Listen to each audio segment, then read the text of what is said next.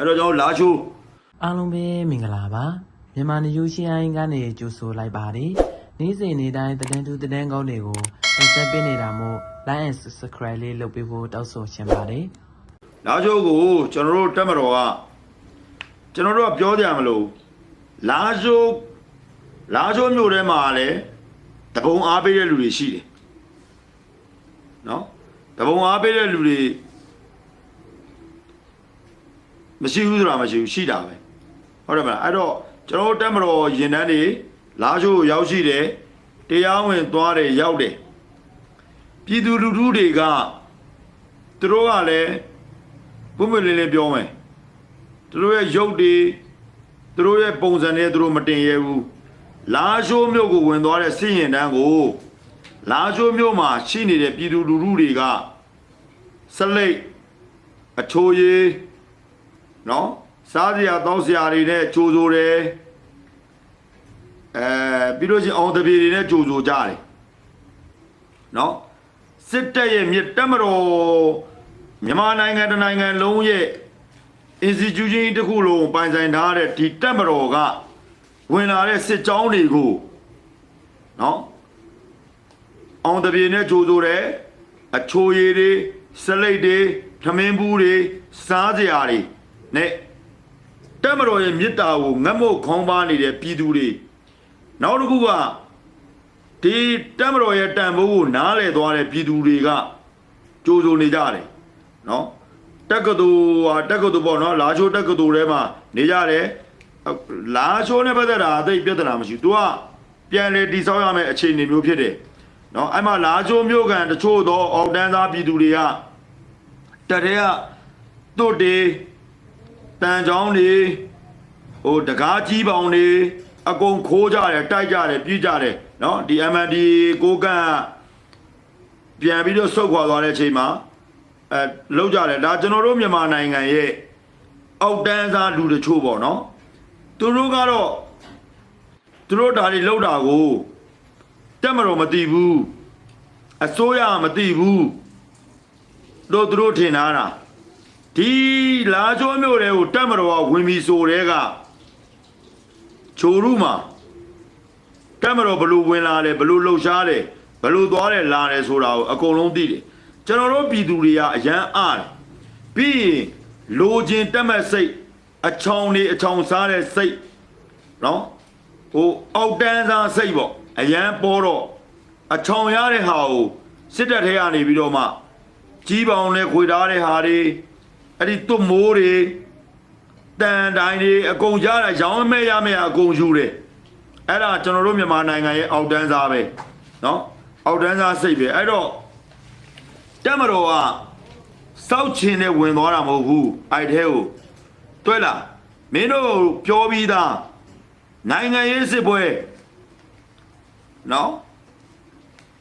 နေမြေလူတဲ့စစ်ပွဲဖြစ်နေတာဒီနိုင်ငံကအကျဉ်းချင်းခါခါငါပြောခဲ့တယ်နော်အခုကြည့်လိုက်နိုင်ငံရေးစစ်ပွဲမေးတနက်တစ်ချမ်းမှမဖောက်ဘဲနဲ့နော်တက်မတော်ကာကွယ်ဦးစီးချုပ်နာဇာကဝင်ကြီးချုပ်ဦးမေအောင်လှိုင်ကငါဟိုနေ့ကပြောသလိုပဲမင်းတို့တိုက်တယ်မင်းတို့လက်လက်တွေတနက်တွေမင်းတို့ယာဓုတွေတိုင်းမှုအဆင့်တွေတက်မမှုအဆင့်တွေတိုင်းစစ်ဦးကြီးဆုံးအဆင့်တွေစစ်တပ်တဲ့မှာလက်နဲ့မရှိဘဲနေမလားမင်းတို့ပေးထားတာပဲမင်းတို့တိုက်ဟုတ်လားအဲ့တော့ရာမကအရှေ့မြောက်တိုင်းစစ်ဌာနချုပ်တိုင်းစစ်ဌာနချုပ်ကြီးကျသွားတယ်တိုင်းမှုဗိုလ်ချုပ်ဆိုတဲ့ဒီဟိုပါပေါ့ခင်ဗျားတို့အဲ့လိုတခါတလေကြရင်လေအင်းတိတ်မတက်နဲ့လို့ပြောတယ်ခင်ဗျားတို့အဲ့ဒီကျွန်တော်တို့မြင်စေချင်တာကိုကျွန်တော်ပြောမယ်နော်လူကိုလူလိုပဲမြင်ပါအင်းတိတ်ဆိုတာကခင်ဗျားတို့အင်းတိတ်တစ်ခုလုံးကောင်းတယ်ဆိုရင်အဲ့ဒီအင်းတိတ်ကြောင်းတဲ့ကိုတက်မတော်တစ်ခုကိုပိုင်းပိုင်းနိုင်တီထောင်လို့ရတယ်နော်အဲ့ဗိုလ်ချုပ်ဆိုတဲ့ကိုဒေသ16ကလားဟုတ်လားအခုဘယ်ရောက်နေလဲဟမ်အခုဗိုလ်ချုပ်တန်းတင်ဆိုနော်မဗိုလ်ချုပ်မျိုးမေးတွေနာမကတိုင်းမူဥပမာခင်ဗျားတို့ကအစွဲလန်းရမ်းကြီးတာငါတို့အင်းတိတ်ကိုမပြောနဲ့ငါတို့အင်းတိတ်ခင်ဗျားတို့အင်းတိတ်တစ်ခုလုံးအကုန်ကောင်းလားဟမ် အဲ့တော့ तू ကအင်းတိတ်တေသား16မှာတက်တာလေ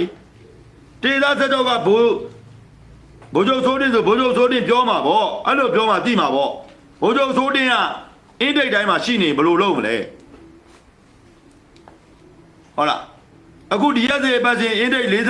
46 BC နံပါတ်30698ဟိန်းစာထွန်း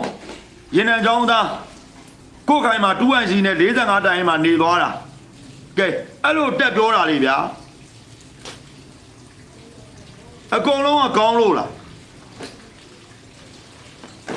အဲ့တော့အင်းတိတ်တွေဘာတွေညာတွေခမားတို့အစွဲလန်းကြီးတာကတော်တော်ဆိုးတာနော်အဲ့တော့ကျတော့အဲ့ဟိန်းသာတုံးက40ခုမှလည်းရှိမယ်50မှလည်းရှိမယ်ဟာအင်းတိတ်တက်တာတော့မမိုက်ပါဘူးလို့ဘာလို့ညာလို့ဆိုတော့ဟာမင်းတို့အကုန်လုံးကအဲ့လိုတွေကကောင်းနေတယ်ဆိုရင်တော့ငါတို့တိုင်းပြည်ငါတို့တက်မတော်ကကဘာမှာနံပါတ်1တောင်ဖြစ်နေလောက်တယ်ဟုတ်လားဒါရိုးရိုးသားသားပြောတာပါခေါင်းတွေရှိတယ်ထမင်းတွေစားရင်သေချာစဉ်းစားပါနော် BC နံပါတ်30698နော်ဟိန်းသာတွန်းကျွန်တော်နန်းခိုင်တရားမှာနော်မူရစေဝါထည့်ပြီးတော့ဖမ်းပလိုက်တာကျွန်တော်ခဲမကားထဲမှာနော်တရားရုံးကလည်းကျွန်တော်ခွင်းလုံးကျလွတ်လာတာဘာမှသူ့ကိုပြဿနာသွားမချဘူးနော်ပြောချင်တာငပဲ့တွေလည်းရှိရလို့ပြောချင်တာစစ်တပ်မှာဒီစောက်ပဲ့ဆိုတာအလကားထွက်လာတဲ့စကားမဟုတ်ဘူးနော်မဟုတ်နာမနေနဲ့အဲ့ဒါလေးကိုသမိုင်းကိုရေးကိုအလုပ်ကိုလုပ်ကိုကောင်းဖို့ပဲလိုတယ်နော်ရှင်းလားအဲ့တော့ကျတော့အခုလာချိုးရမှာခမရတို့တမတော်ကာကွယ်ဦးစီးချုပ်နဲ့တမတော်ဒုတိယကာကွယ်ဦးစီးချုပ်ဦးမင်းကာကွယ်ဦးစီးချုပ်ဦးမင်းအောင်နိုင်နဲ့ဦးစိုးဝင်းနဲ့နော်တိုက်ခိုင်းထားတာလေလက်နက်တွေပေးပြီးတော့မှခင်ဗျားတို့ငွေကြီးစံတွေလူကြီးစံတွေမှန်ခဲ့လို့ရမခတိုင်းစစ်ဌာနချုပ်ခင်ဗျားတို့လက်ထဲကနေပေးလိုက်ရတာလေ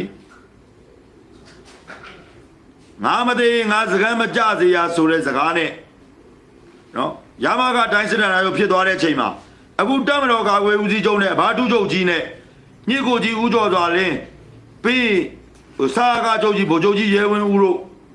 နာဇကတခွဲဝင်လုံးကတနေ့တစ်ချက်မပေါ့ဘဲနဲ့ရမခတဲ့ကိုစစ်သားတွေပြန်ဝင်သွားတာလေအဲ့ဒါနိုင်ငံရေးစစ်ပွဲလို့ခေါ်တယ်